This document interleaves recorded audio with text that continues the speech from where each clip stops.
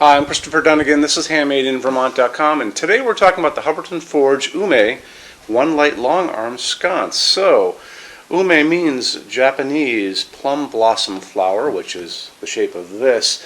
Let's get into details about the sconce. I like this for a lot of different reasons, and I will go over them. I'm going to go over them now because I think this solves a lot of problems that people have in very specific lighting situations. So I'm going to kind of go over those with you right now. So a couple things. So this can be installed facing up. It can also be installed facing down. I think it actually looks better facing down, but it doesn't matter. The one thing I did notice about it is this nice long projection, which comes out 18.3 inches from here to the actual wall.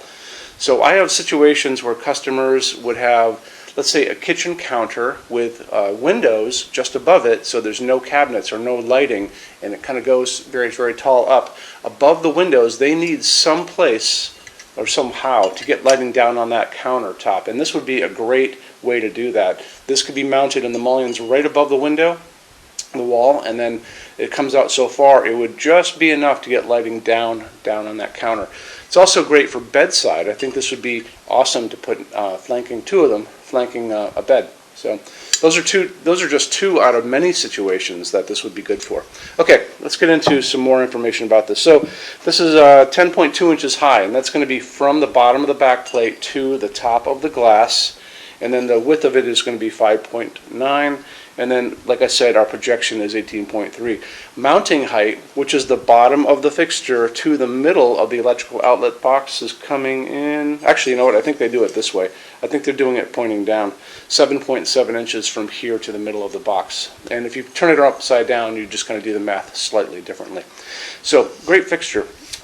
Let's talk about a few other things. Let's talk about the glass. So, if you guys have seen me in these other Ume videos, I talk about this really cool piece of glass because I love it so much for lots of different reasons. And let's take that off. Okay, so beautiful handmade piece of glass. It looks a lot like dome glass from France, just happens to look like it by coincidence. Sandblasted on the inside so it's frosted. You're not going to be able to see any bulb inside. Throws a beautiful translucent milky glow, so that's just another thing about it. Has an embedded retaining ring in the top, which is going to screw right over that socket. So that's going to be this piece of glass. The other shape of glass is going to be this one, and this is called a thumbprint. So there's basically two little dimples in it, like someone took their fingers and a thumb and went like that. So it's kind of a wine glass shape on top of that, and it's going to come in two different types. So this is the cool gray. So that's going to be type 1, and then clear is going to be the other type 2. So you have three different pieces of glass basically you can use on this. Quick thing, when this is going to be put on, you'll notice there is no embedded retaining ring. It's going to be using what's called a threaded retaining cup, and that's this little guy, actually just like this one. And what it does, it just kind of takes the place of the retaining ring and it pushes the glass onto the fixture itself. That said, the bulb that you're going to be using, it doesn't matter if it's halogen or LED, is going to be poking out of the top of this a little bit. So kind of realize it's going to be coming out a bit like that. So you want to kind of zero in and find a bulb that's aesthetically pleasing, and we'll get into bulbs in just a second. So moving on from there, why don't we talk about backplate on this and what it's like. So I want to show you more about that, and how we do it is to look at the installations instructions. So if you're on the page for this on Handmade in Vermont, look over on that side of the screen, midway down, you are going to find a link, and it's going to say click here for PDF, installations instructions PDF. So open that up for me. It's going to show you a full parts list. It's going to show you line drawings of the inside of this canopy, well, backplate we're going to call it, which is coming in. This is just about, well, let's just measure it, make sure it is what it is. It's supposed to be about 5 inches. And look at that, 5 inches in diameter. It's going to go over your 4-inch junction box, just like this. It's going to be using what's called a universal mounting kit. And it's going to be this little piece with all these different holes in it in different places, so it can accommodate a variety of boxes that you guys might have. So use that installations instructions PDF, because it's going to have a lot of information, as well as line drawings of all of this information for you, okay? Okay, so I want to talk about socket and bulbs after that.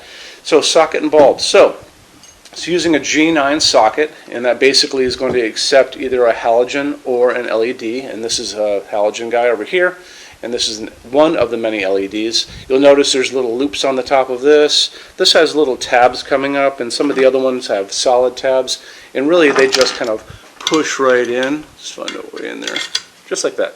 So no problem there. So when you get into halogens, you're going to be limited to a 60-watt halogen for this. And it's a dimmable fixture. Halogens dim beautifully. You might want to go there. But I tend to like to go LED. And again, it kind of zeroes back to the glass you're using. So you have to be a little careful if you're going to be using this piece of glass that's clear, because you want to find an LED that's going to be not too tall, like this guy being too tall, that pops out of the top. And most of these are coming in about 2 inches or 1.5 inches, something like that. That's about the smallest I've found out in the marketplace. However, let's go back to my favorite LED that I use all over my showroom, which is this guy. This is a 75-watt equivalent LED that I got on Amazon, and I use it all the time. It's dimmable. 75 watts is pretty good for a fixture using such a small socket. This puts out an amazing amount of lumens for what it is, and it hides beautifully in this thing. So you can't, if you use this piece of glass, you're not going to be able to see it at all. If you use the other piece of glass, the top of it might pop out. So remember that. It's like I said, it's a dimmable bulb. The one that I got in 3000 Kelvin, which I tend to think is the best color of light in the LED world. This is 3000 Kelvin, the light coming down on my hands from the LEDs up above. People think this is incandescent when they come into our showroom, and I have to kind of take the bulb out and show them that it's actually an LED. It's just a screw-in LED. Other bulbs like this you're going to find when you go looking out there are going to be available in 2700 Kelvin. That's a super yellow light. And let's say you're putting these in a dining room or flanking a fireplace in a living room, you might want to go there because it's a really super warm light. If you want to use this in a bathroom, I would go for the 3000 Kelvin, as well as probably bedside. You know, in the kitchen idea I talked about earlier, I would do 3000 Kelvin there. That's going to be considered warm white.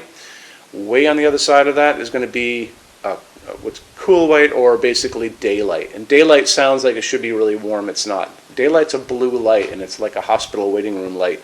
So that's going to be 4000, 5000 Kelvin on the Kelvin scale. And the best way to find these, I talk about it a lot, go on Amazon. There's a search in the top of that. Just put in G9 LED. Up will pop a big thing to look at. It's better to do it on a computer, so then you get it all in front of you. And you can kind of just sort through them, like 2700 Kelvin, 3000 Kelvin, even 6000 Kelvin exists. That's super white or super bluish white, and that's out there too. So the other thing is, if you're going to be using this in a situation where you want them to dim, I wouldn't expect it to be in a bathroom, maybe in a bedside, stairway or something like that. Just make sure, or we talked about the kitchen too. People will dim these in the kitchen. Make sure it's a dimmable bulb when you're looking. Let's get into finishes now. If you're on the HandmadeInVermont.com website, look over on this side of the screen. Midway down, you're going to see a tab. It's going to say Finishes Help Guide. Click on that for me. There's going to be a video on there of me talking to you guys about the differences in Hubbardton forged finishes and how they can look on different types of forging.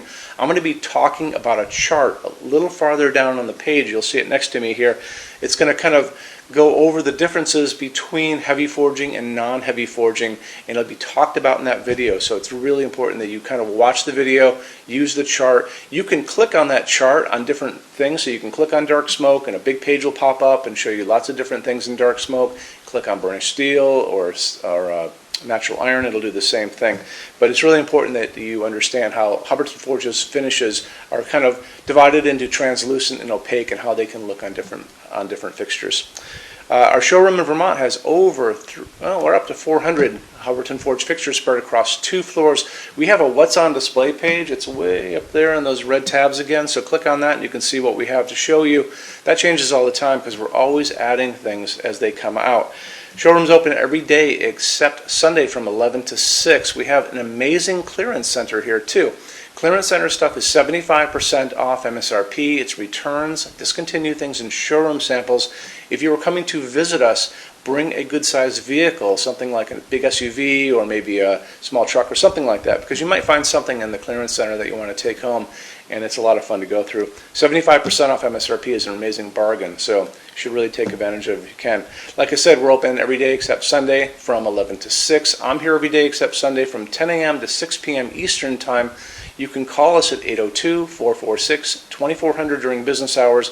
You can email us 24 hours a day, 7 days a week, all the time. We love to answer emails. When you buy your Hubbardton Forge fixtures from HandmadeInVermont.com, shipping is free to every state except Alaska and Hawaii.